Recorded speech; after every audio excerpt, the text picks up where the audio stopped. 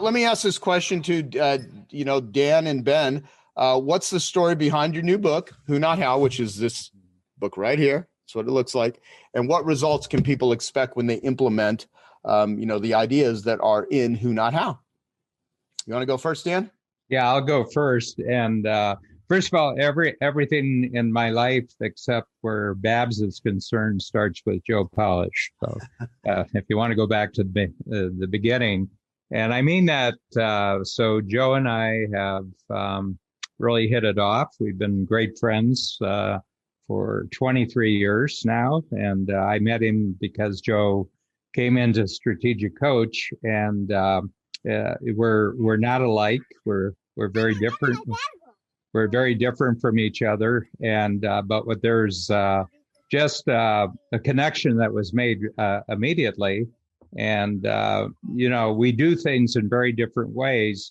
But so the history of the book, it really has to do with knowing Joe and then joining Genius. I joined in 2011 and did the 25K. And then when the 100K became possible in 2016, I jumped up to Babs, and I do everything together. So we joined. But a little bit earlier, Joe had introduced me to Dean Jackson, and this was kind of like Dean and I just love talking together. So so we see each other in our workshops, strategic coach workshops. We see each other in Genius Network. And but the big thing is that we get together when Dean's in town. We get together for lunch, and we have two favorite French restaurants in Toronto where we meet. And I was thinking one day, and I'll tell you the background before Who Not How. First of all, Dean introduced me to Who Not How, but I introduced him to Adderall. And the conversations got better very, very quickly. When we were both on Adderall, we actually have better conversations. And anyway, I was just thinking about something. It was about procrastination. So, it's made me very, very curious throughout my lifetime. First of all, I'm a procrastinator. My name's Dan, and I'm a procrastinator. And just as a coach to entrepreneurs, I noticed every entrepreneur procrastinated, and that procrastination is a guilty secret. People feel very embarrassed. They feel very shamed by the fact that they procrastinate. And yet I've never met anyone when I get talking to them that they don't procrastinate about something. So I'm going on the basis that there are 8 billion people on the planet, and they're all procrastinators about something. And usually it's very different what you procrastinate by. And I began thinking about that, and I say, how can something that all 8 billion humans do, how can that be shameful? Why would that be embarrassing? There must be a good reason why people procrastinate. And I was having lunch with Dean in a couple of days, and I said, if at the end of the day, you made a list of the 3 things that you're procrastinating most, on personal life, business life. And you said, well, those are going to be my 3 projects for tomorrow. The things that I'm procrastinating on tonight are telling me what the most important things are to do tomorrow. And I started doing this for a couple of weeks. And then I had lunch with Dean, and I just shared my experience with him. And Dean's first response is, have you known this for a long time and you haven't been sharing it with me? So over to you, Dean. I still remember the feeling I get, because I kind of look at you with my mouth open saying, have you known this for a while? Because it was just like immediately profound. And our discovery was that is the most reliable, built-in, no note to-do list required for those things. They bubble right to the surface. They're always there. We started then asking ourselves, waking up, hey, procrastination, what have you got for me today? And always getting an answer. Yeah, there's good always one. An answer. And always good things. I mean, yes. Really important things. Yeah. So my thoughts on this is that procrastination is actually a form of wisdom. And the wisdom is in relationship to goals that you have in the future for yourself, where you have a bigger result. And really, my understanding of goals is just a picture of yourself in the future where you're more capable, you're getting bigger results. Your life is more enjoyable, and that's what a goal is. But by definition, since it's bigger and better than what you're doing now, you don't have the house to do it. So Dean came in. He came in one day and he said, I've got an interesting, you actually had a little diagram that you had actually done quite a number of years before that. I think it was an old diagram. Mm-hmm. And you said, I just want to show you a diagram, what the procrastination is telling you, that the goal is a good thing, but you're not the person to do the hows. And instead of asking, how do I do what's necessary to achieve the goal? What you really need to do is, who is it who can actually do the hows better than I can? And all I need to do is interest them in my goal and form a collaboration with them. And I said, boom, that's great. So right up front, and we do it in the book, and we do it on the Audible book. I want to pay, great compliment to Dean, because Dean was the one who triggered, but it kind of fit into a lot of things that we had been doing in Strategic Coach. And Dean was in his workshop right after that Saturday when he mentioned Who Not How. And I had him actually talk about it. And then I drew a diagram, and that became the basis of the whole Who Not How progress in Strategic Coach. I happen to have, there's the original drawing from my illustration of it, that this is a timeline of times where you're at the top. Why are you doing something? Then you get a what could you do to meet that thing? Then the crossroads of, you either go down the path of how to do something, which takes all these units of time to learn how to do it. Then you still have to do it poorly, and then you get to done. Whereas if you take the fork in the road and find a who, they're going to bring the how with them, and you're already done, and you're on to the next what. You stay up in that who and what moving line. And you made a much more beautiful illustration. If you've ever seen episode 1 of The Simpsons, how poorly drawn and how there, but the essence of it was there, and now it's much more beautiful. So yeah. But the thing, Dean, and we've commented on this, that the moment that you mention this, especially to entrepreneurs, because you're, setting goals, achieving goals is really standard operating procedure for an entrepreneur. And the moment I say, you don't have to do the hows, get other people to do the how, just find a who does the how. And they say, oh, geez, why didn't I know that when I was 6 years old? So one of the things, this idea just snaps people immediately. And I've been thinking about it, talk to you about it. I think we're giving them permission to do something they've always wanted to do, but they were educated out of it. My feeling is the educational system educates you out of using other who's. Mm-hmm. And it actually, in most of the educational system, if you use a who, it's called cheating. Mm-hmm. Yep. I've got by the way, where's Ben Hardy? Like we have the guy who actually wrote the book. Where's this dude? I'm right here. How's it going, Joe? I will say something. Hey, got a copy of the book. I mean, you're the only doctor here, so tell everyone, give your version of all this, Ben. Sounds great. Yeah, I'm actually literally in Dallas, Texas right now with Dre Redfern. We're working on a launch we got this like whiteboard full of all sorts of cool stuff. And Dre, of course, is someone I met in Genius Network. He's a who. And I recently reread the book Principles by Ray Dalio, and I forgot entirely that there was a deep section in that all about how the who is more important than the what. And that's kind of what I've realized, is that in your life, your results are produced by the people you're in a relationship with. And so once I started actually taking relationships more seriously, and rather than doing everything by myself, because like a lot of people, I was trained to think in terms of how. I spent all my time doing how. I got really good at learning. I got really good at doing how. And I could learn very quickly, and I could produce results very quickly, but I was still very limited by my own time capacity, my own ability to take on so much. And obviously with growing family, I needed to learn how to develop relationships. And so, yeah, a few years ago, I joined Genius Network and started, literally I met Dre, who's right here, at my first Genius Network meeting. And at the time, I was still just a young author. I had one employee and I had never done any huge launches, but literally within 3 months of meeting Dre, I did a launch that was 10 times bigger than anything I'd ever done because he's the right who. And so that's just the power of knowing the right who's. The who comes with the how. And one thing I love, just as a thought, because I've studied leadership so much, my PhD was in organizational psychology, is that there's so much research to back everything that Dan and Dean and all you guys teach. Like, true leaders don't tell people how to do their job. True leaders provide the vision.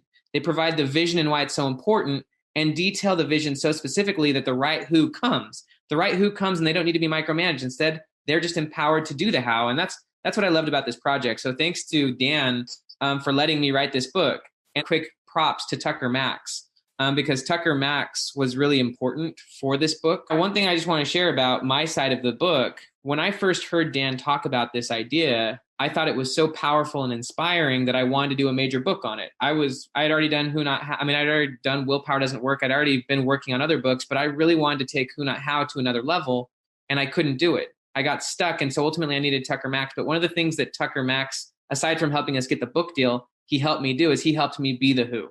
Because when I was writing this book, actually, I have a lot of respect for Dan Sullivan, and I was starting to write the wrong book. I was starting to try to write a book that Dan wanted me to write.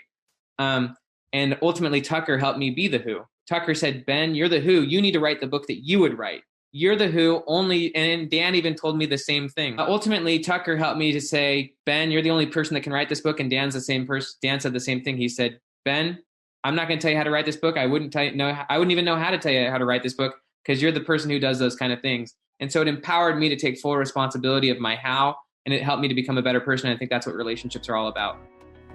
Hey, I hope you're enjoying this video, and I want to let you know that I have a new book that's come out, and if you'd like to get it absolutely free, there's a link below in the description, or you can wait till the end of this video, or you can simply go to joesfreebook.com and you can get a copy there.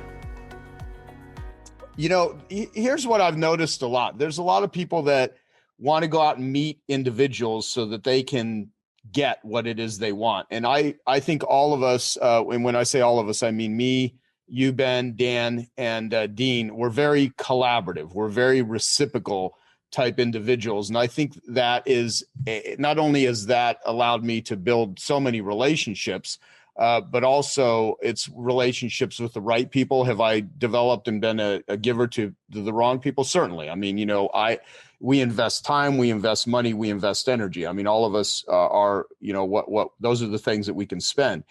And I joined Strategic Coach 23 years ago because I wanted to get my life together. I heard, Dan talking about these things called free days, and I didn't know very many entrepreneurs that took free days. And I certainly, being a complete workaholic, couldn't even comprehend the concept of free days. Now, I'm taking next year as a sabbatical and having a company that's going to be run by a bunch of who's, right? Because my Genius Network members are going to run Genius Network while I'm on a 1-year sabbatical. Now, what I learned over the years, and this is where it's crystallized in this book. I mean, I think it's taken this many years for this to really be, crystallized in such an important piece of work. And Dan Sullivan, who's actually on the line, I'm going to walk away for just a second. And Daryl 3D printed this domino. And, at last year's Genius Network annual event, I gave everyone a domino and I said, write down the people, the projects, the books, the things that have been dominoes for you, where it started a whole process. And I'll reference certain things at times, but this book in this concept, I hope today is a first domino for many of you that are watching. Even if you know Dan, even if you know Ben, even if you know me and Dean, I want you to think about, how do you need to start looking at how you do work? I think the way that most people do work doesn't work. And even though at times in my life I've had, a multi-million-dollar business and stuff, there's been many years where just the way I was doing it was not the right way, and how much time and energy I squandered trying to learn how to do stuff, when if I just would have made a slight switch and asked myself the question, not how do I do this, but who can do this for me? And I operated with my already built-in reciprocal collaborative nature. Many people aren't very collaborative. And so this is really a collaboration. And so I want to ask, like, I wrote a list. Joe, can I quickly throw one thought in? Yeah. I just want to say that there's a full chapter in this book breaking down what Joe is talking about. There's a full chapter in this book about how about how Joe does relationships. Because the thing that Joe always asks is what's in it for them. And so like when we were creating this book, or when I was writing it, because I was coming at it from like, it's not all about me. We wrote it in a way that it was a win-win for everyone. Like that's part of, I think, collaboration is it's not all about you. It's how can you do something so that the pie gets bigger for everyone. And so I just think that you actually teach how to do that better than anyone I know. And so that's why there's a whole chapter of this book dedicated to how you personally do relationships. And so I just want to say that mindset going in is the reason why most people can't create collaborations, is because they're always thinking about what's in it for me. Yeah. And I think if you come at it in what's in it for the other person, then you can create something that's much bigger than what would have been in it for you in the first place. Yeah. Joe, can I add something to Ben's? First of all, because I'd probably been looking for someone like Ben for about 25 years. So I'm a writer, and, I was a copywriter at a big ad agency before I started coaching in 1974. So I'm 46 years in coaching. And over the years, I've written books, but they're just for the people inside the program. And I have a particular voice that I use, and the books are quite small, not beyond 60 pages. And they have lots of cartoons in them, and we do audio, we do video on it. But I'd never done a major market book with where I had real skills, major market skills. And so it was my very first 100K meeting with, and Ben was there, and I did the who, not how diagram on the whiteboard. And he came up to me, he said, if you ever want to go major market with this book, I'd love to do it. And I said, yeah, I would. And I said, I've actually been looking for someone like you for a long time. I love your writing style. I love your psychological insights. You have a lot of knowledge about testing that's been done, research that's been done that kind of support a lot of the stuff that we're doing. And so we started, but we didn't have a publisher, and Ben's publisher and his agent, this wasn't the book they were looking for from him right off the bat. And Ben called me one day, and he said, would you mind bringing someone else on the team? And it was Tucker Max. So Tucker came in, and Tucker is a great packager of books. He's a great strategist of books. And the other thing is he's got his legal degree more or less in publishing law. And so he's a good guy to have on your side of the table when you're negotiating things. Joe had a session on publishing, and so Ben was there, and Tucker was there, but Reed Tracy from Hay House was there, and he talked about the business of publishing. And so I introduced myself to Reed, and he says, I know who you are, but you have a reputation that you're not interested in going major market. But he said, I really like your stuff.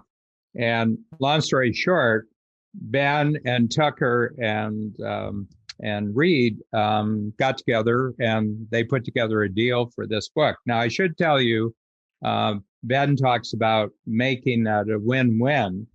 So I've got a rule, Babs and I have a rule. We only make money one way. We only make money with the strategic coach program. So I don't have any other businesses. I'm not invested in any other businesses. And I don't accept money from any other source, because it tells our team that this is always number one. We have right now we have a team of about 110 team members. We're in 3 countries. So I'm very monogamous in relationship to my company. I don't have affairs. I don't have dates or anything else. I just have one business. So I said to Ben first, and then Tucker, I said, look, all the money that this book or any other book that we do together, all the money goes to you. It goes to Reed as the publisher. And then Ben, you get all the money, and you can have anybody on the team you want, but you're going to get all the money for the book. So if it sells 1 million copies and you get an advance, a big advance, and you get all the royalties. All the money's yours because we make our money from people reading the book and signing up for a strategic coach. So to me, I want this to be, a great. And so we did that, and we talked to Tucker about it. And I said, Tucker, all the money stays on your side of the line. Now, Tucker got me aside and he said, you're unusual, because he says, usually people want to be an author and they need the money because they want to be where you are, but you're already there. And this is your first book, but you're already where other people want to get to by being an author and going out and talking. And so one of the things for collaboration, you have to have total cash confidence. In other words, you don't need the money. I don't need any of the money and it looks like we got 10 books in 10 years, and this is Tucker's great value as he's been negotiating. And if they sell 10 million books and, it makes $50 million, that money stays on the other side. I don't want any of that money because if we're selling that many books, we're going to have that many signups for a strategic coach. So one of the big principles, most people aren't cash confident enough to actually collaborate. They have to think about the money right now. I don't have to think about any of the money here. We know how to make money. And even in a very unusual year like this year, we're fine. We're fine. We have great reserves and we've gone virtual. So our future has opened up because of this year. So I just want to get that in, Joe, that a lot of people just can't be collaborative because they don't have any cash confidence. Yeah, totally. And, what do you... You can't do a sabbatical for a year if you didn't have cash confidence. Exactly. You in Coach, you've talked about two attitudes that entrepreneurs need to have. And I think for Who Not How, could you talk about those two entrepreneurial attitudes? Because I think they play in to something that's really important, especially for younger entrepreneurs to get and understand this, because it'll help you forge your way through life. Yeah, well, they're just two simple ones. So I personally, since 1974, I've coached 6,000 entrepreneurs where I've dealt directly with the entrepreneur. And at any given time, I'm coaching 500 to 600, in a workshop program. And I really interact with a lot of people. And Zoom's actually being, a big jump for that. You can interact a lot more easily with Zoom. And, but I said that when you decide to become an entrepreneur, you're making two fundamental decisions. And if you haven't made these decisions, you're not really an entrepreneur. The first one is that I will depend entirely on my own abilities for my financial security. Okay. And most people in the world can't do that. They need someone to give them a job and guarantee their financial security. Entrepreneurs depart.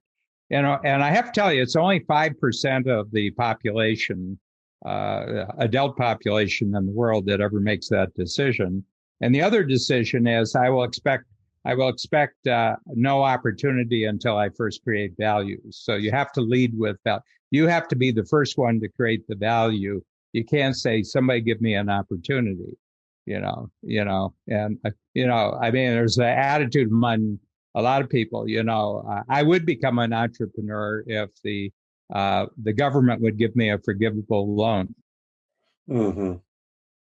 Yeah. And there's a ton of that. So here's the thing too. You said something which I've repeated a million times. I say it all the time. That early on, this is probably 22 years ago, I think I heard you say this, where we're in a conversation and you said, all money earned ethically is a byproduct of value creation. And when it comes to developing relationships and finding who's, if you want to have a lot of who's in your life, just be really useful, just be really grateful, be generous and be helpful.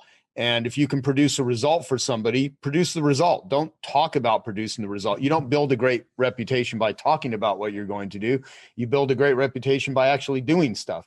Mm-hmm. And so, I'm the highest referring person in the world to Strategic Coach. And I don't do it because I have some sort of affiliate arrangement with Dan, because we don't. I do it because it's a really good program and it helps people. And the same way that Dan's the highest referring person to Genius Network. And that's what a collaboration is. Whereas in my experience, a lot of people, they think that there's like this limited supply of usefulness that they have, and they're the ones that hold it. And God forbid, don't tell someone else about someone else's useful, book or program or whatever. I mean, yeah, we are telling you to go buy this book and read it and share it, because I know that this book will be helpful to the entrepreneurs that actually do read it and utilize it. And so a lot of people use people. Other people utilize people. That's what I think collaborations really are. And so I want to... Joe, can you give the little two-step when somebody can't decide between Genius Network or Strategic Coach? We have a little two-step routine that we do. Yeah, both of us. So someone asked me, which program should I join? Should it be Genius Network or Strategic Coach? Now, the real answer is you should do both, because they both, reinforce each other. But I always say join Strategic Coach, because I don't want to be in a position where I'm ever having to pit one thing against the other, because they're all really useful. Because I know if people go to Strategic Coach, they're going to bring back a really good Genius Network member to me, because Strategic Coach does a great job with helping people identify their unique abilities, getting their skills and life together, building a unique ability team, creating a self-managing company. And so whenever I can send people or my clients into something that's going to make them a better client, they're not a better person, they're going to come back to me as a better client. Now, will every one of them? No, but that's the way it works. And and Dan does the same exact well, I say, first of all, you're probably just a really good salesperson, but you're not a great marketer, and you have to be a great marketer to even have a sale these days. So go and spend time with Joe and become a greater marketer, and after that, the price of Strategic Coach will just be an instant decision. Then you'll come in and because a lot of entrepreneurs are really, really good salespeople, but the world the way it is, it's getting harder and harder to be in front of someone to actually sell, and that requires marketing. It's a whole other skill in the marketplace is marketing. You can sell when you're in front of someone, but can you get in front of someone? Yeah, exactly. And so, what I hope will come out of Who Not How is really a tremendous amount of time freed up so that you can spend your energy on the most important activities that produce results, and you'll be a happier person, because you can learn a billion different business strategies, but which ones are going to move the needle? I mean, in Genius Network, we talk about elegant ideas, where one elegant idea is worth more than 1,000 semi-good ideas.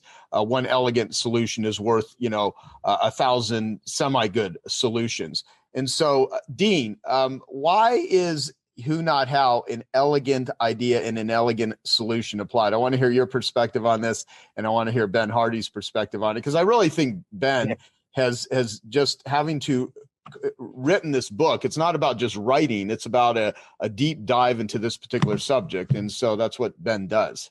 Yeah. Well, part of the most elegant thing is that Who Not How ultimately allows you to escape gravity. It allows you to get out of the gravity of linear doing anything. Remember when I showed that picture and I showed the time units that it takes to do things?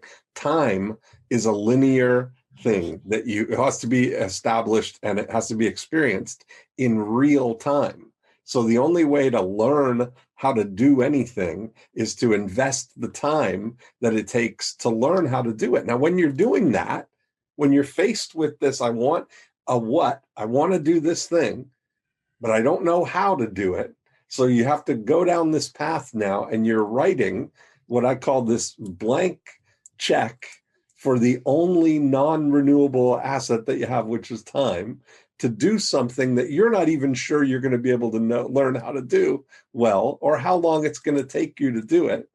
And so you go down that path, and then once you learn how to do it, you're still not done, because now you just get to the point where you could actually attempt to do the thing that some units of time ago you didn't know how to do. And of course, like anything, the first time you do anything, you're probably going to do it poorly and slowly. and probably with mistakes. So you have to redo the thing that you did. And all these units of time that are taking up your prize jewel, which is your attention, your focused attention on something, is gone. Now, if you take the who path and you find somebody who knows how to do whatever it is, they're going to bring the how with them. And you immediately get this fast pass to the end of that line. They don't have to, first of all, they don't have to know how to do it.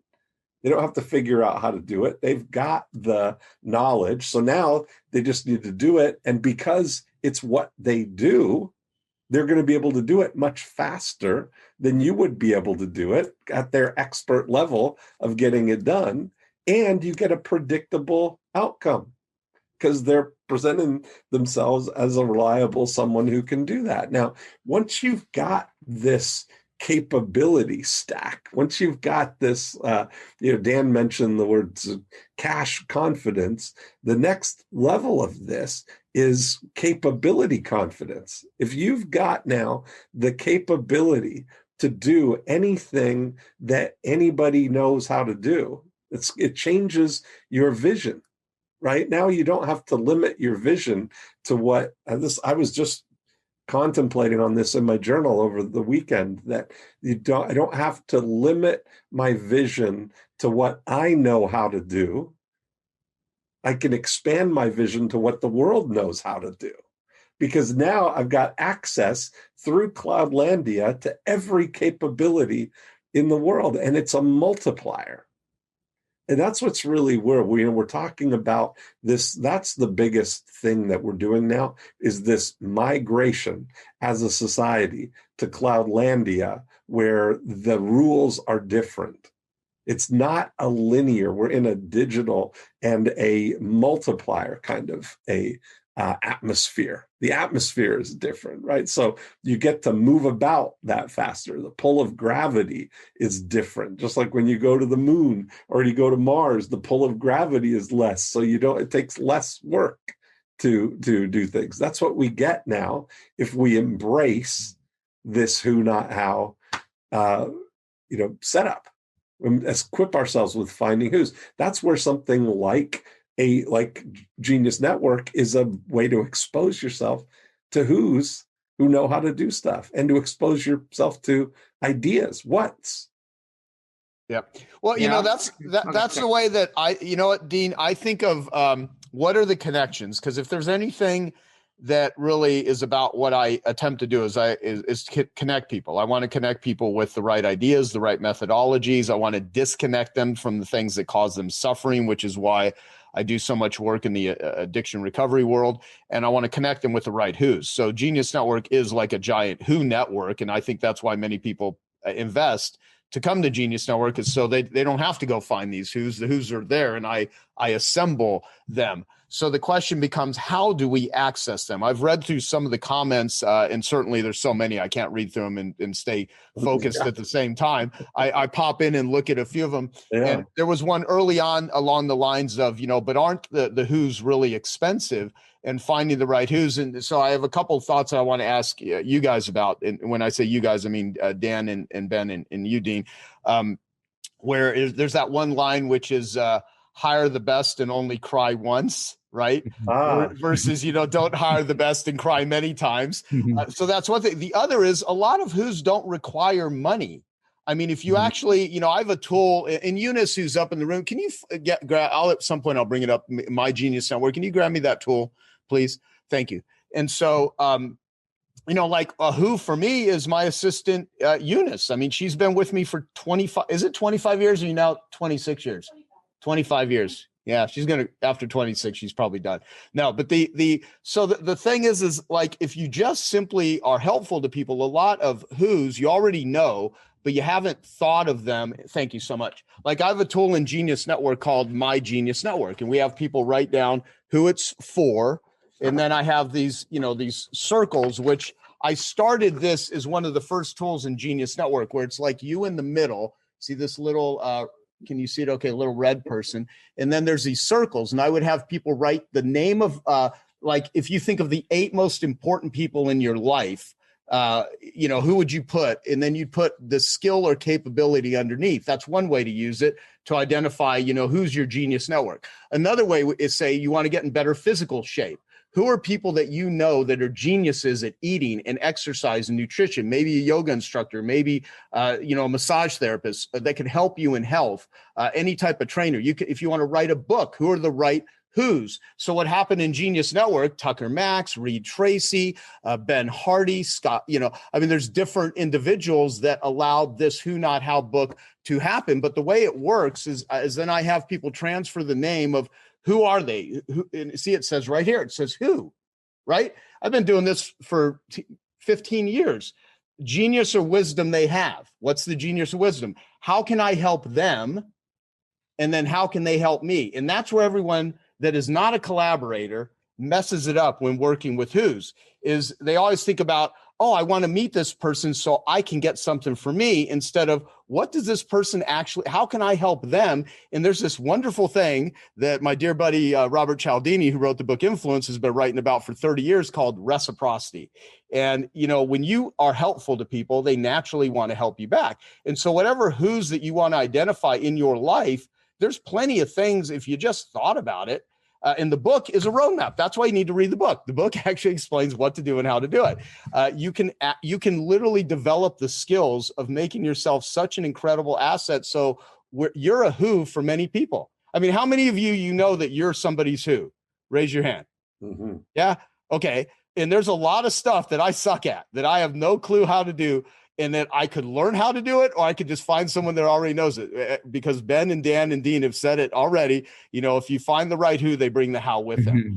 And I can't imagine how much of my time I wasted trying to learn things that if I just would have asked the question, which is early on in the book, Ben actually lays out, here's the distinction between two different questions you ask yourself, not how do I do something, but who, and really take that seriously. And then if you operate from a standpoint of not a taker, but a genuine giver, not even with an agenda. I mean, most of the things that come to me, it's not, I'm the same person to someone that's holding the door open for me that I don't know, or if I'm at a restaurant and someone is serving me something. I mean, I've said this before, who becomes my true friends, or I look at people that are more powerful. How do they treat people that are less powerful than them?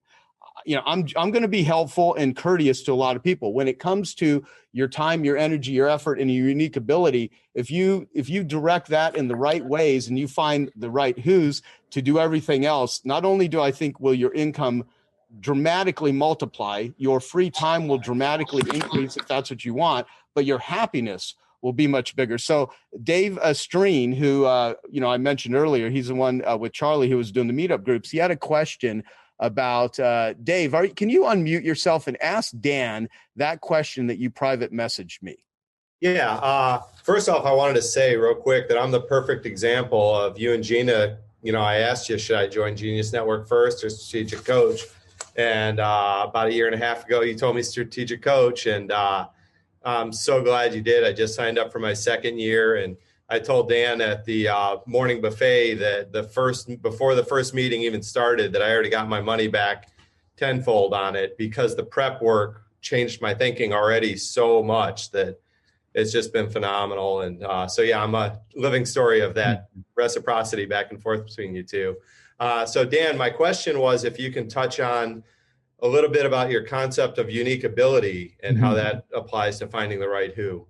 Yeah, I think that, and this is just my experience. Now I have, kind of a different kind of experience because for the last 46 years, virtually all my focus, my relationships, my productivity has been geared just to people who are really outliers. They're not normal people, and entrepreneurs are really outside the norm because most people don't choose to earn their income that way. They're not willing to take the risks, and it's lonely. The other thing is the biggest single problem of entrepreneurism is loneliness.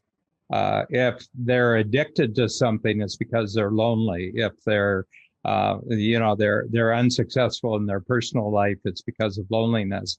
And if they get blocked in their business, it's because they don't have anyone to talk to who gets them. They just don't have anyone to talk to them. So what I say is every human being has a unique ability, and it has two features. One is it comes to you effortlessly. It's a thing that's so easy for you, you can't understand why other people don't do it. Okay. In other words, well, that's real simple. You just do this, this, and this, and this.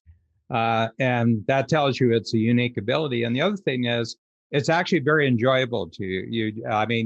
You like being in this activity, but you don't take it seriously because it's easy. And you've been told that if there's no pain, there's no gain. If it doesn't take a long time, if it isn't hard, it won't be valuable to you.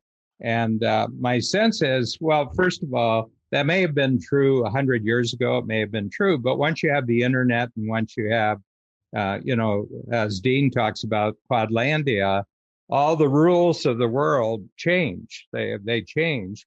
If it isn't easy for you, then you know it's easy for someone else. Just find out the person who it's easy for.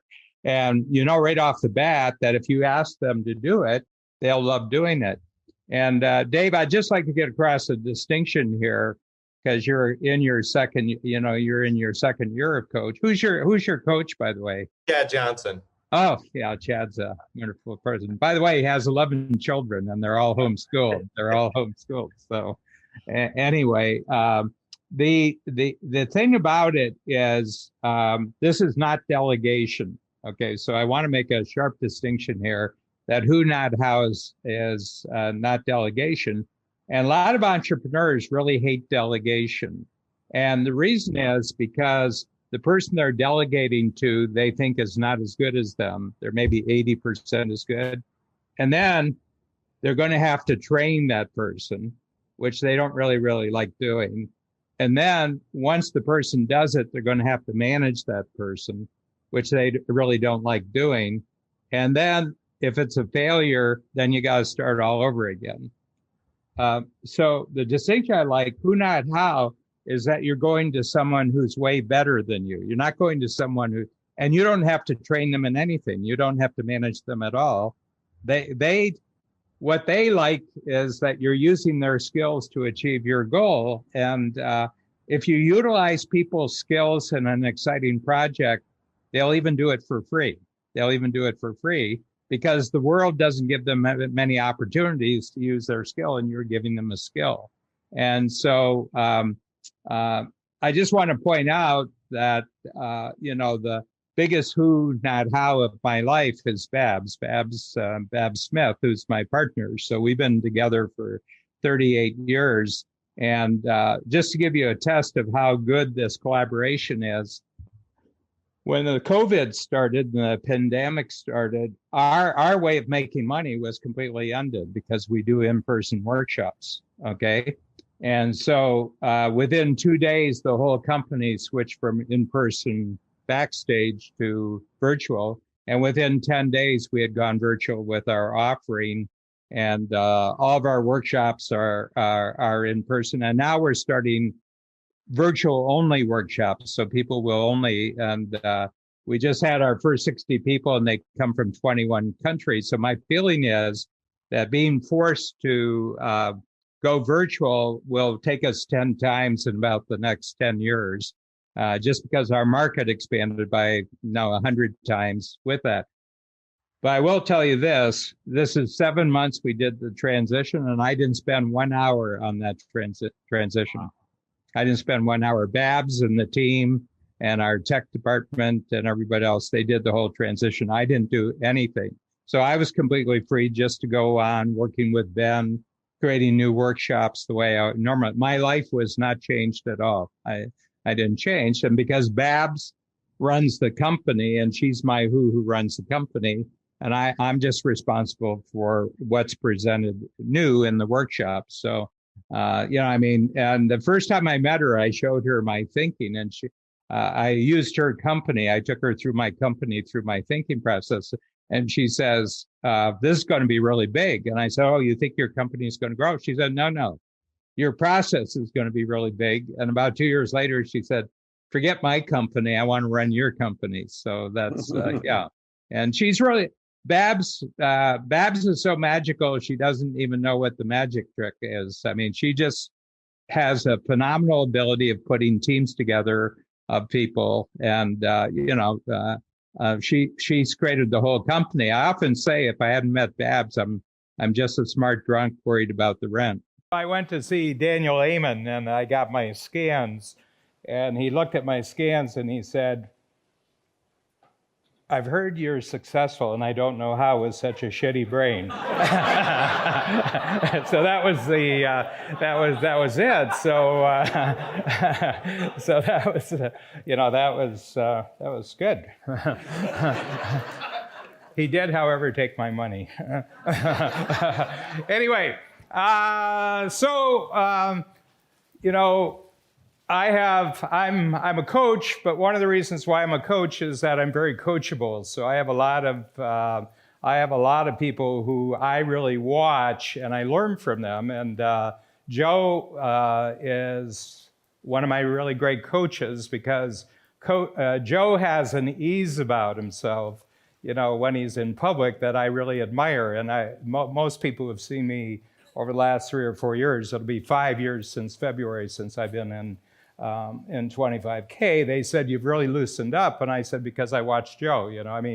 Joe can go closer to the cliff without falling off than any other individual I've ever seen in my life, and he can punk somebody without hurting them more than any person I've ever seen, and so I really admire it. And Peter, I watch Peter, and just working with Peter over the last year, we've really, really transformed our company. And we have about 100, and last year we had 107 strategic coach members who went to Abundance 360. And I can see the enormous impact that Peter's thinking has had on them. And so we're so supportive of what Peter's doing. I think he, all things considered, the brain that Peter has, the people that he's connected with, and his own capabilities, I think that he is truly one of the most important human beings on the planet right now. And Forbes magazine,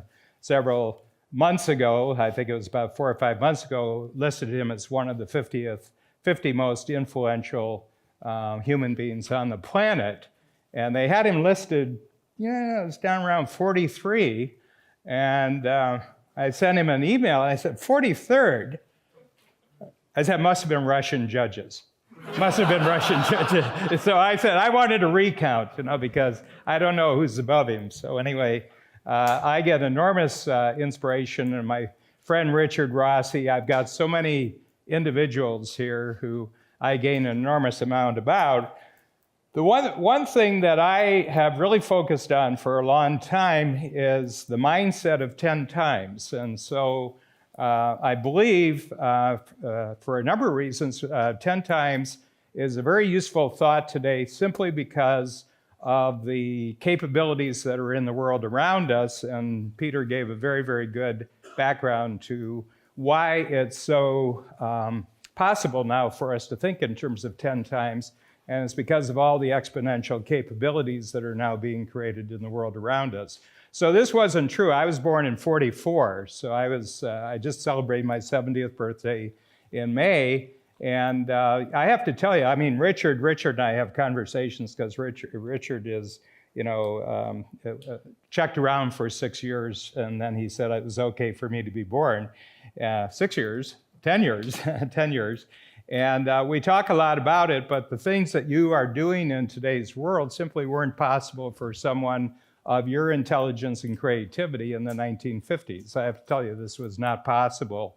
You could not be enabled and empowered by the system that you were living in the 1950s like you can today. So I'm in complete agreement with the notion that this is a very extraordinary period to be born in. And I'm going to talk about the title here of 10 times is easier than 2 times. And I'm going to give you a comparison of 2 mindsets because somebody look at that, well, it's just 5 times, 2 times. And I'm going to show you a difference that 2 times is actually bad for your brain. You should not be thinking in terms of 2 times. It actually does something bad for your brain. And I'm going to show you what 10 times does. 10 times is actually very, very good for your brain. And I was just estimating here, just what probably the revenues were for this room. Here we got like 220 people, I think, that are in the room, and I would estimate it's in the billions. Well, Dina takes care of one of them, so I know it's more than I know it's more than 1 billion. But what I see is very, very possible that within a period of time, and it would differ for each of you, that let's say the number was 3 billion, the total revenues in the room was 3 billion, that in a short period of time, that 30 billion would be very, very possible for this same room, the people who are here and that. And when I show you how this would happen, you'll see that it's actually very reasonable. Actually, it's not only reasonable, but it's actually the only way you would want to think. I want to ask you and Dean something as a way to kind of frame what we're talking about. One of the things I've been doing with my team is asking everyone to share daily what's the results that they're producing. Mm-hmm. And I'm seeing how difficult it is for some of them to articulate what is actually a result. So what was going on, we had this daily activity report, and I wanted everyone to produce results. And then I realized, well, I'm calling it a daily activity report, not a daily result report. Maybe that's why they're reporting activities, right? Duh. Words have a lot to do with it. Dean's always talking about if you couldn't get paid for what it is that you do anymore. Like if there was some sort of law tomorrow that said you could no longer charge for your products or services or experiences or whatever the heck it is you're selling, and you could only get paid for a result, what would the result be? And I've been talking a lot about, thought leaders. Everyone talks about thought leaders, but I like result leaders because anyone can come up with a thought, right?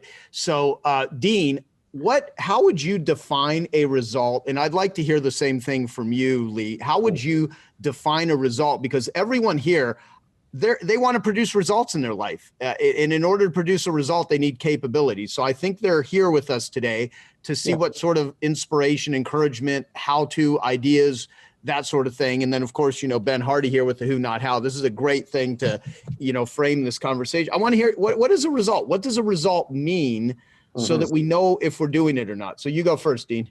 Okay. So I'm going to tie that back to what we were talking about, these groups. If you look at just what we've been talking about, I see it in our screen right here, me and you and Lee and Ben, you were talking about those. Between the four of us, there's over $500,000 a year that we've already just talked about between Strategic Coach and Genius Network of investment annually in our growth, right? And if you don't come into something like that with a clear understanding of what is the result that you're looking for from it, then it's easy to get lost. It's easy to look at something like that as an expense. But when you look at it as an investment, that's what I look at it as a capital investment that's sanctioned by the government, that gives you a tax break for doing it, to invest in ideas and contacts and relationships and being in what I call an abundance neighborhood. When we talk about this idea of surrounding yourself with the people who are going to be, moving forward in the same direction that you're moving forward over the next 25 years. And I'm surrounded in 3 environments like that, with Genius Network, with Strategic Coach, and with Peter Diamandis with Abundance 360. I look at those 3 abundance neighborhoods as where I want to hang out for the next 25 years. And so what I'm looking for is, what is the ROI that my participation in those neighborhoods and that investment that I'm making going to yield? And the truth is that I've been playing with house money in those environments for years. It doesn't take long before you get to a point where they're self-sustaining. I'm going to show an infographic because I'm super excited about it, that if everybody can see this, this is a 7-year case study that I just got the results for last week, for September of 2013 till September of 2020. 7 years that we were doing a case study with one of our real estate clients in Toronto. And this, just to illustrate how I think about playing the long game on investments that you're making, both in capital, time, energy, relationships, environments, everything that you're doing. I'm looking for what's going to drive this. So the components of it, and you can use this as a model for how you evaluate anything you're doing. Along the bottom are all the months from September 2013 to September 2020. The red dots along the bottom here represent the cumulative investment in postcards, newsletters, following up with the people who respond to the postcards. These green dots going up and to the right and gaining exponential traction here are the cumulative commissions that he's earned from people who have responded to the marketing that he's been doing along the way. And these yellow dots connected by these lines here represent when people first responded to the postcards that we sent out. And so if you look here, this was exciting this year. The top line, somebody responded in September of 2013, and in September of 2020, sold their house with Tony. And so that, and you can see every month in between here, people are going. And if I zoomed in, it was 5 months before he did his first transaction. But when he did that first transaction, he reached escape velocity, and he's been self-sustaining. All of this has been self-funding for that ever since that fifth month. And over time now, it's been, over $1,300,000 on $148,000 ad spend, or investment at a 9.1 times ROI. And so when you start looking and evaluating your involvement in any sort of a network, any sort of a mastermind, any sort of an educational thing, you start looking at how much have I invested in this over time, and then you really pay attention and look, what were the ideas that I got, or the people that I met, or the relationship that I forged, or the supplier that I learned about that generated a real result in this, an ROI.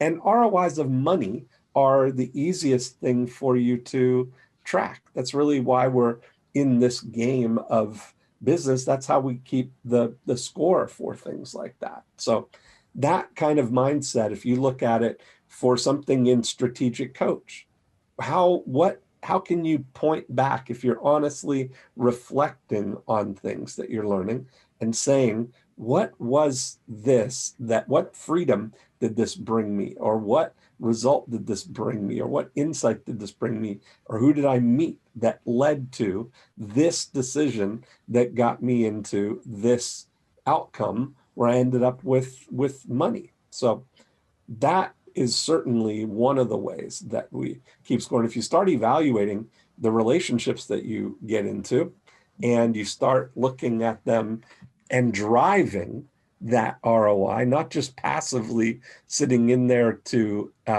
learn and to just take it all in, you've got to actually do something.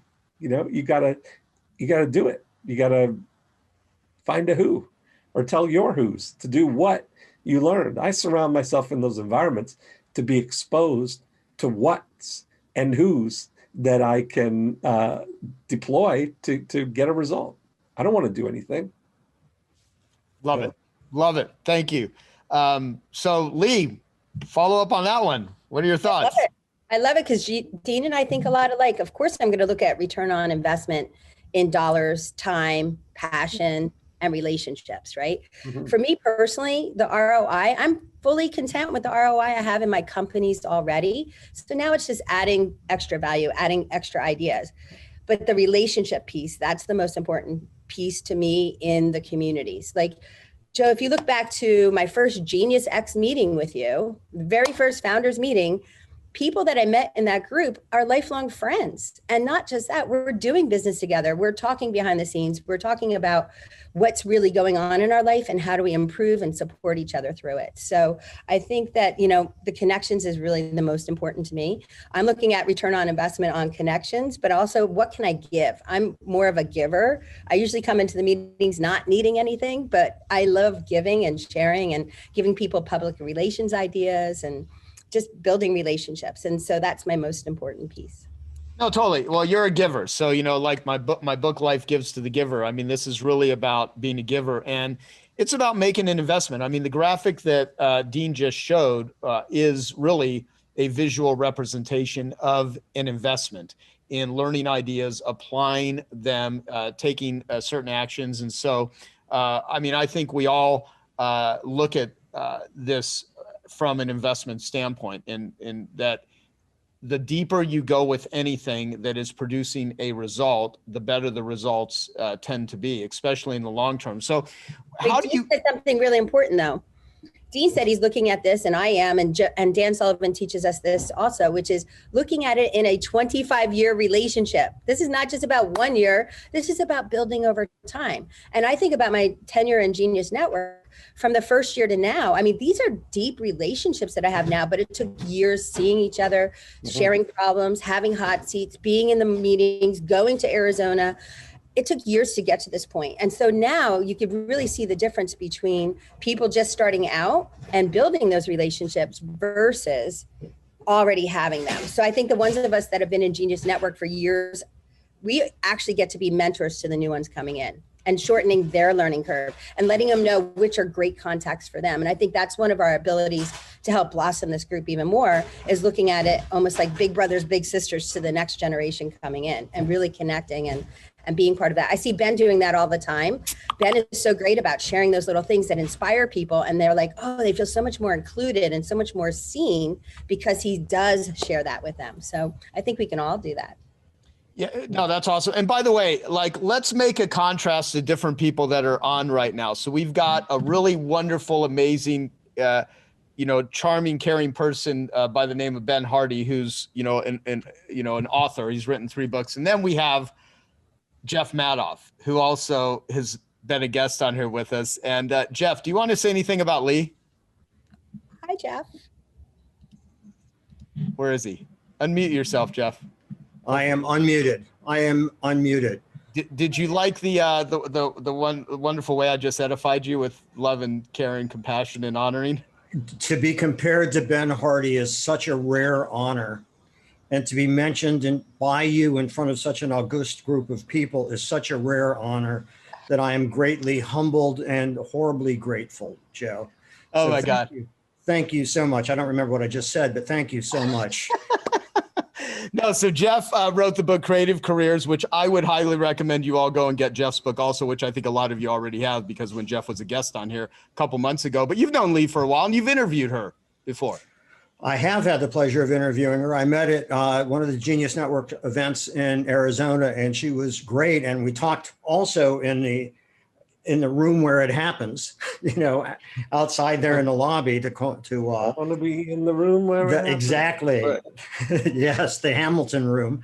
And it was great. And as I had sent you the text, Joe, I had wanted to learn more about Lee and talk to her. And it was just a total coincidence when I got the notice about this. So this is fantastic that I get to hear from her as opposed to your distorted version of the truth. Yes, exactly. Hey, Joe, there's a friend of mine on here too. Do you see Gareb on there? Gareb Seamus. He's the founder of Comic-Con.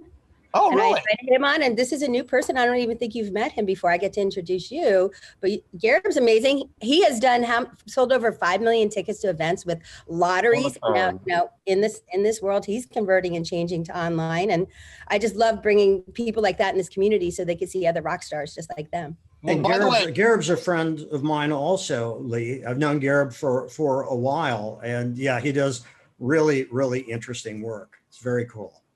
Well, Gareb, you're welcome to pipe in at any point in time because he's so fun, and I'm gonna see him in Sunday on purpose or in person while I'm down here.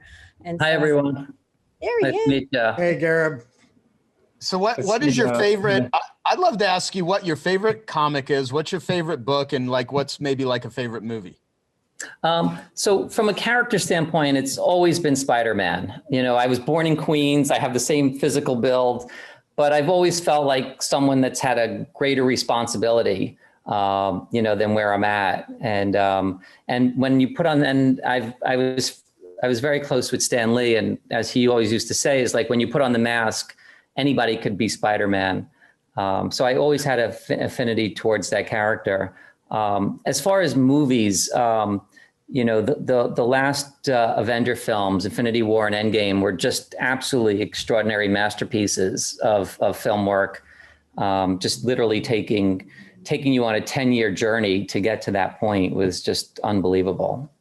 And now he's a fan of The Boys.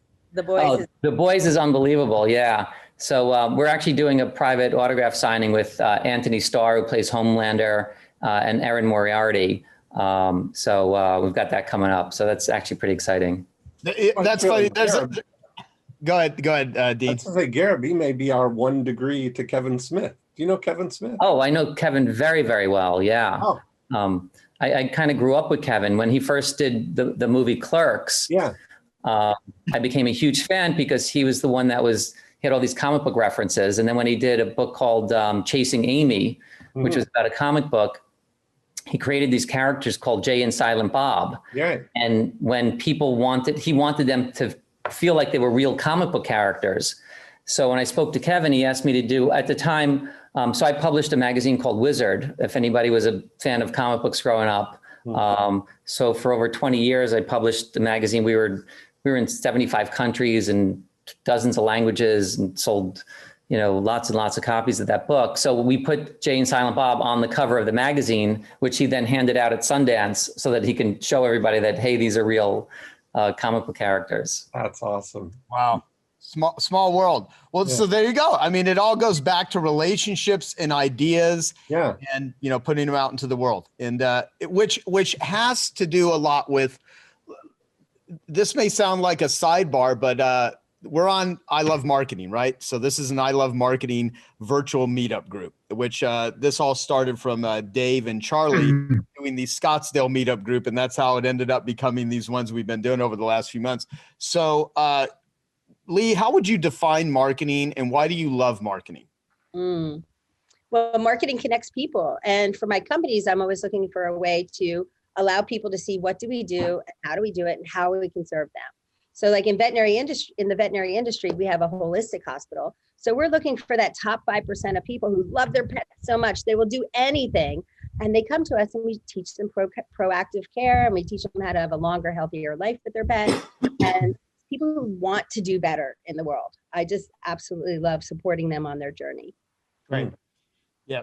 So Dean, we're going to talk about mindset. So I wanted to ask Lee, what is your perspective on the entrepreneurial mindset? I mean, what does that actually mean to you? And how do you think about mindset? Because, you know, we can give people all the different strategies and ideas all day long, but their ability to do something with it, I think, has a lot to do with their mindset. 100% starts in mindset. And we actually just did a 5-day auction online, a 5-day challenge online. And one of the things that we learned is the very first day we brought in a mindset expert to help the entire community have the same frame of reference around how to approach things. And the first thing is, you know, I start every single day in a gratitude circle, sometimes with my team, sometimes with my family, but every single day I'm looking for the good. I'm looking for the things to celebrate. And I realized that in anything, you could look at a perspective one way or another. You could look at it that it's empowering you and helping you have a better life, or you could look at it that it's hard and a struggle. And everyone's going to have things that are difficult and struggles, but how do you convert it to something that's more empowering in your life, right? A friend of mine, Brandy Gilmore, taught me years ago to look at my stories, whether it's in work or personal, look at my stories. And as I'm telling a story, looking for the piece that's most powerful and most amount of love for myself, and stop the story there. don't continue the story to when something went wrong or that something didn't show up or somebody disappointed me. She says, wire stories in your brain so that it's the most empowering, filled with the most love, so that you're carrying those stories forward with you. Yeah, great. So, well, all right. So with that, let's talk about something that me and Dean have spent hundreds of hours discussing on I Love Marketing, which is how to get more customers. So what are some of the best ways that you've discovered in your careers, your businesses to get more clients, more customers? Question. 20 years ago, I bought a veterinary hospital that had already been around for 40 years, right? So it was 2001. It started in 1961. When I bought the hospital, it had 3,500 current clients. In the following 10 years, I took that 3,500 and turned it into 25,000 clients who literally came and saw us in person, one at a time. And what I learned is it really is consistent action every day. Every single day, we had different ways that we reached out. And in the center of my mind map, it says attracting new clients.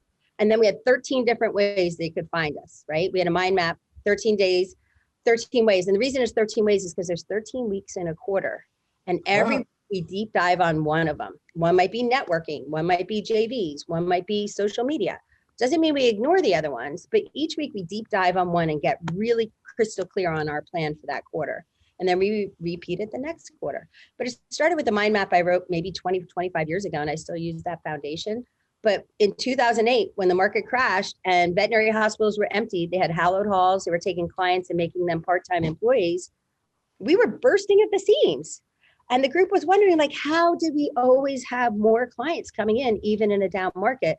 And it was because consistently every single day we were doing marketing things every day, no matter what. Something I would test might be Facebook ads in another city and then count how many new clients we got from that city. But I made it fun for the team too. I will give them ways that they can participate, kind of gamify it. At the front desk, how many calls did they close and turn into appointments? For the team, how many people came to us from Yelp and counting it and seeing how they converted it. And the more we gamify it, make it fun for the team, and they get to win as well, the more fun it is for me. Love it. Well, you're quite familiar with ELF. Go ahead, Dean. What were you saying? I was going to say that's a lot like iPower, like getting your team members involved in the process. Because everybody's got great ideas. You just need good direction by framing the question that's going to elicit the great response. I remember reading, there's a great book about Albert Lasker, who was one of the old original advertising men.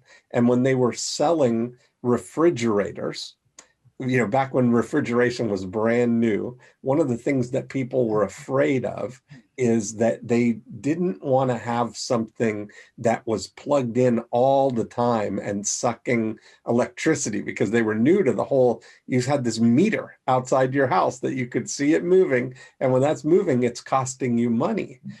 So people were weighing the benefits of having refrigeration versus their fear of this bottomless pit of electricity spend. And he tasked the entire company. He said, we need some phrase that makes people comfortable with Frigidaire as the brand that they can trust for refrigeration. And somebody who was like the equivalent of in the mailroom came up with the idea of that every Frigidaire is equipped with meter miser technology. And just those words, meter miser, said exactly what you need words to say it's watching your back. It's not going to take any more electricity than it absolutely needs to. And that was really the thing that made people comfortable choosing Frigidaire over all the others, because all the others are just money pits. But you better get that meter miser, because that one will save us the most money. So there's a really big key you said in there, Dean, too, and it's genius, which is coming up with the right phrase that allows your customer to feel comfortable with their decision. Yeah. They want evidence they made a great decision, right? Yeah. And one of the things I taught my front desk, Joe, which was really important in the shift in closing clients at the front desk, is no matter what the client asks them, the first thing to say is, yes, I can help you with that. Absolutely. Because then it puts their mind at ease that they have the right person and the right person who really cares about helping them. And just by using that one phrase, even if they have to say, you know what, I have to check on the answer and call you back, it's okay, because they set up the relationship of, I do want to help you. And I think that that's just been really key in my business, is that my clients feel like the team sees them and listens and cares. Hey, Joe, I just saw Evan Carmichael's here too. Yes, we need to do a shout out for Evan. And Evan is just a master at YouTube videos. If you don't follow him on YouTube. He's got 2.6 million subscribers, over 385 million views. I know that because he was just a guest on the Genius Network meeting we just had. And we're going to be doing a jam session with him at the Genius Network annual event, November 6th, 7th, and 8th, because it was such a big hit. But he's got a great interview on his channel right now with Kevin O'Leary from Shark Tank. He brilliantly did a two-parter with him, where it's one half of the interview on his channel, one half on Kevin O'Leary's channel. So it's a great model for collaboration there. Well, Evan, why don't you pop on and explain what that is, and then post it in the link so people can watch those interviews. And if there's anything that you want to say to either make fun of Dean or to ask Lee or mention anything, feel free, wherever you're at out there, bouncing on his trampoline. I'm sure. Where are you at right now? I am on my trampoline, and you know, I just discovered Dean is a fellow Torontonian, so we can't make fun of him. We got to only show love. Shout out to Lee and her website too, because I was on it and she's got this. If you haven't seen Lee's website, I popped it in the chat, and it's this epic video across the top of her coaching and speaking and with Oprah and high-fiving. And it's like, wow, how did she do that? I got to get Lee's website people on board. But I think that's a great, Joe's on there too, Joe. You made your appearance. You're like right after Oprah on there. It's awesome.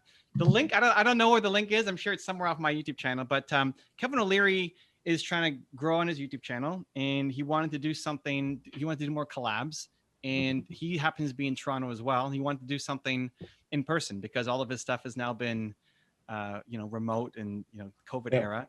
And so we connected and we did a 2-part series. We had 2 hours or so of time to talk. And what we did was we took questions from both of our audiences. What do you want us to answer? And then we went through about 11 or 12 questions, and we put half on my channel and half on his channel.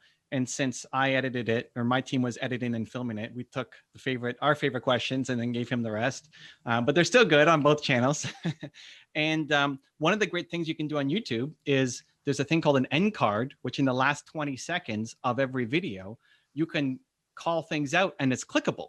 So that could be your PDF download, that could be your lead magnet, that could be sign up for your email, that could be your website, that could be your offer that you want to send people to. And so what we did was we did a thing at the end where we said, hey, if you want to see part 2 of this interview, go check it out on Kevin's channel or on Evan's channel. And we called it the Kevin and Evan show for that day.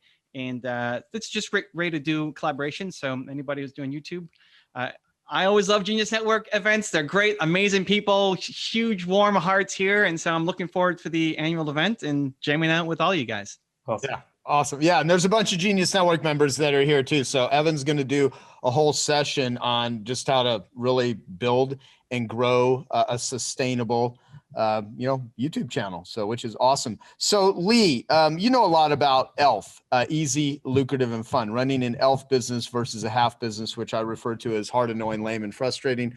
What does an ELF business mean to you? Because you tend to have a lot of fun in what you do. It's true. And that is the actual criteria when I'm taking on a project. Is it easy? Is it lucrative? Is it fun? And my team knows it as well. They run it through the same filter. I actually spoke to 8,500 event planners last month, and I drilled this home so much that one of them sent me a gift with Lee Richter, easy, lucrative, and fun. I'm like, well, it's actually Joe Polish, but I give you credit, but they just have heard it so much because I think, why make it anything else than easy, lucrative, and fun, especially at this time in my life when I have so many choices. And that is literally the filter I go through first for every project. It has to meet those 3 criteria. Seems so simple, but there's things that don't meet that criteria and I cut it out. Yeah, I love it. And that term was given to me by my friend Mark Schneider, who recently passed away. And, it has been a great criteria on not just marketing, because I've actually trademarked ELF marketing, right? And so if you do use it, you have to give me credit, because or else we're gonna just sue you. Really? No, I'm kidding. Well, it depends. We may sue you. It depends if you totally plagiarize my shit. But I love the term ELF, and I recommend using it as a criteria. Use it as a process, and it's helped me.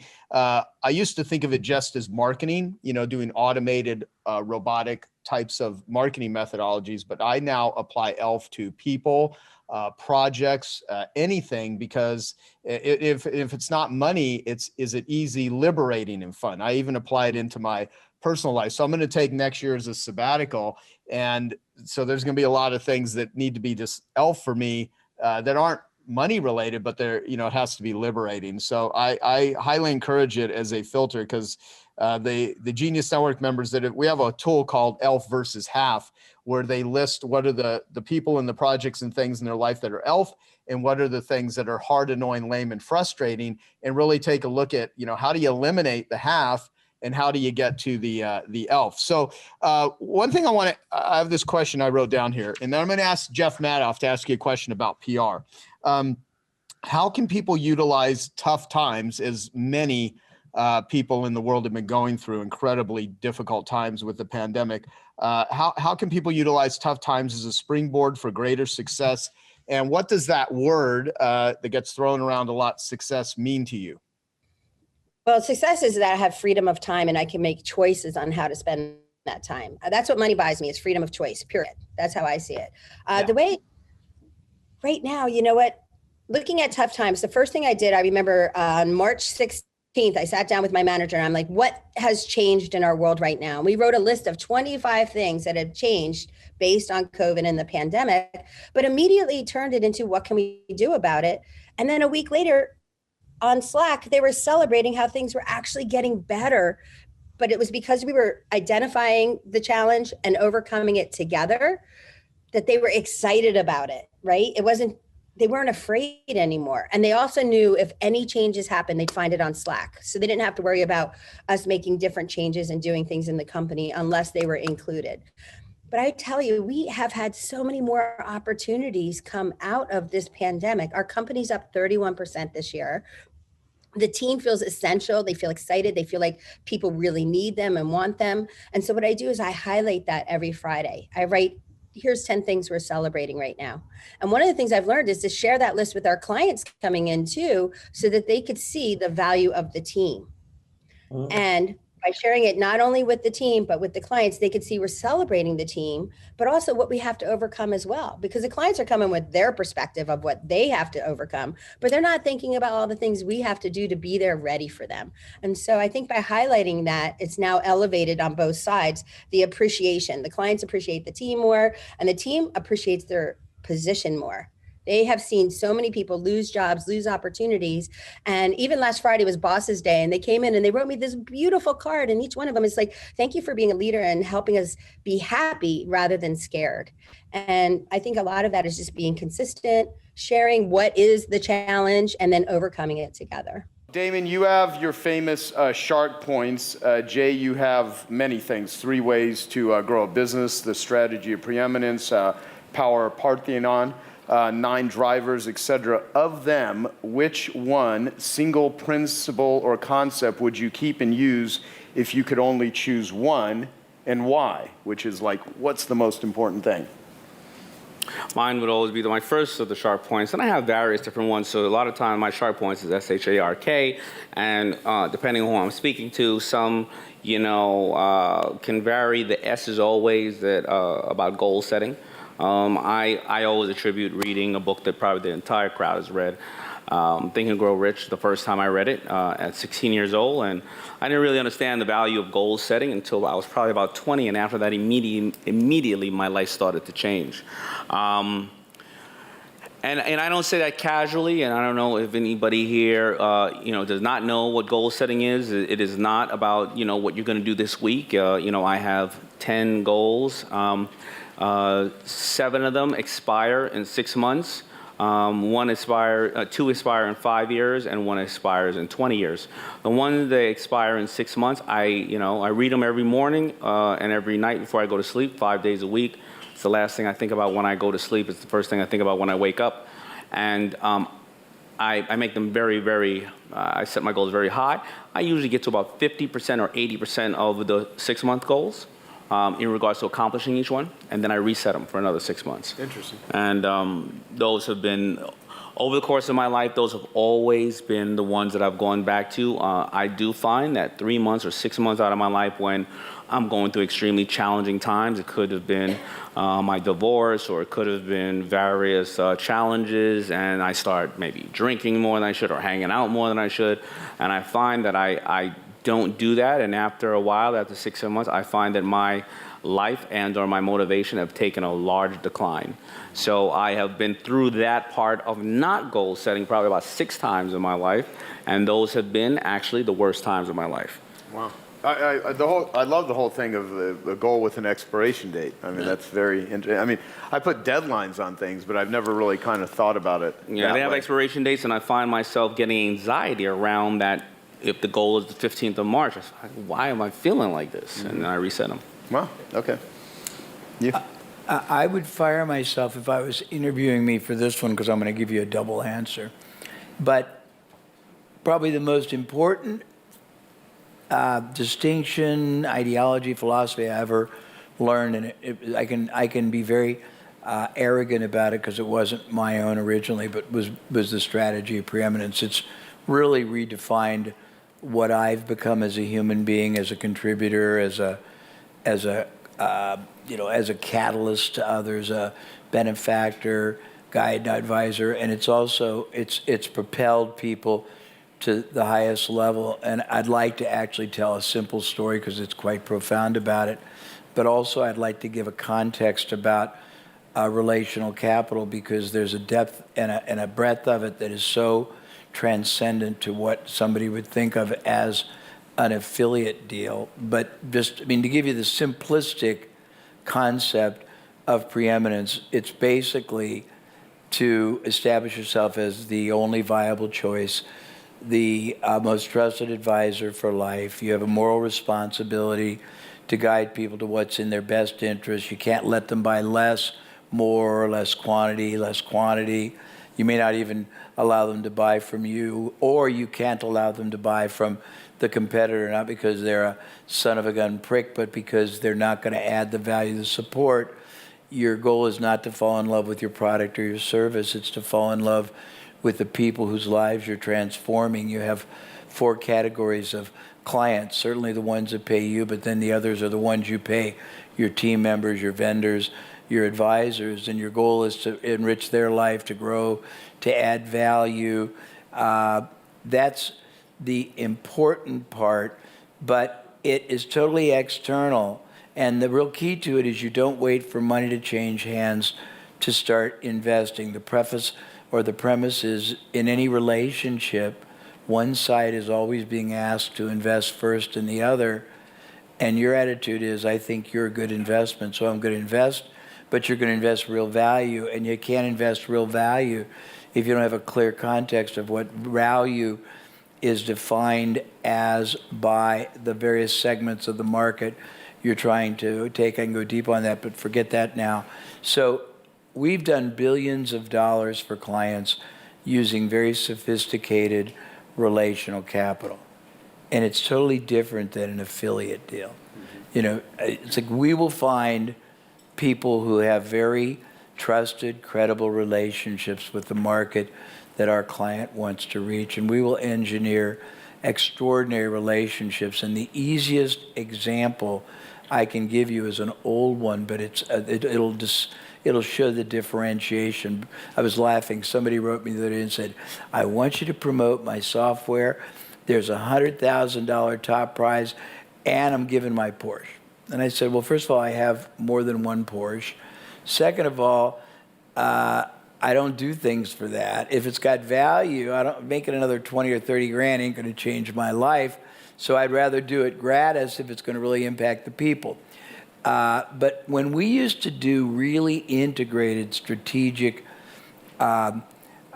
relationships, and the easiest one I can tell you, I'm going to go back and date myself, but when gold was first legalized in the 70s, all the gold dealers were running ads in the Wall Street Journal, Forbes, Barron's, And that wasn't where the gold buyers were. The gold buyers were the conservative, many, is the water right here?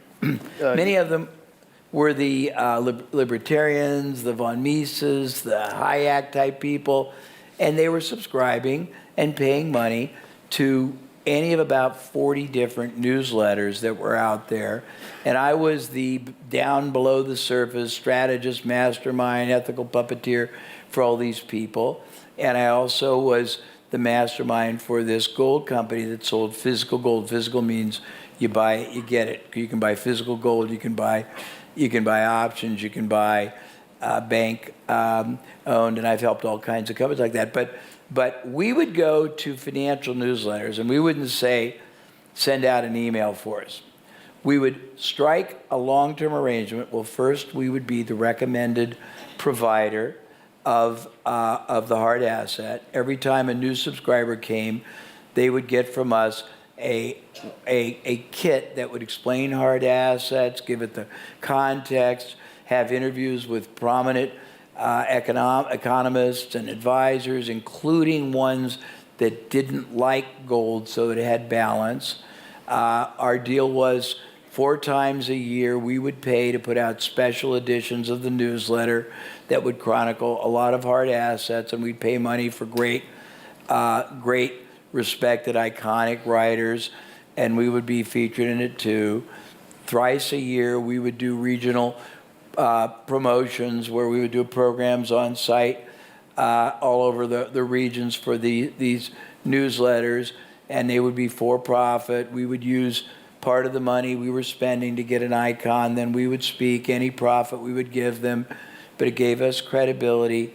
Many of these newsletters were very arrogant, and they would stop marketing if their marketing piece started breaking even. We were in a lead generating business, and lead generating was costing us $100, $200 a lead. So anytime their subscription offer stopped working, we had a standing offer that we would pick up the responsibility of taking their subscription piece, their promotion. I would improve the headline, I would improve the risk reversal, I would add to the bonuses. We would do whatever we could to make it profitable. Then we would pay to send it out, but we would get joint tenancy of all the names. And I can go on, but it's so much more sophisticated, and it wasn't static. It was a perpetual, we always played a long game. And also, if we were the first one to do that and it worked, I separately would reserve as a contingency the right to become the ombudsman, the provider, the manager, the partner in any and all other long-term strategic offerings that would go through that newsletter. So I created it as a distribution channel, and I did the same kind of thing with everybody, and it was a whole different level, and there still is. Oh, by the way, we never sent the same communication to any 2 newsletters. They were all customized so they had integrity, because a lot of these newsletters, not unlike a lot of the email lists, were multiple subscribed. And if you have the same rhetoric, it looks very crass. But there's just a lot of deeper strategic thinking that's possible, and I overtalked. No, but there's always more underneath the surface. That's why people that just try to knock off a certain particular ad or promotion don't really see everything that's going on. Agreed. And when you make so much of your marketing just the public thing, and you're not doing the relationship building stuff, that's why we had Dre Redfern talk about direct mail. 27-year-old guy here in the audience who. Of course you know Dre. You're friends with Andrew. Yeah, I adore him. Yeah, and so basically, 27 years old, expert in direct mail, and the beauty of I became one of the highest paid speakers in the world in the niche of carpet cleaners, where no one knew who the hell I was, but it was all, and I had all these people that would try to knock off my ads, but they didn't see all the direct mail. It's so stealth, it's so under the radar, as are many marketing things. People just cannot see them in the surface, and that's why if you understand what you're talking about here. Okay, I hope you found that video awesome and useful. So if you want to get a free copy of my book, I want you to click here. And if you want to watch some more videos that'll be useful and awesome, click here. Go ahead. You're over here. Do it now. Come on. Thank you. Watch him.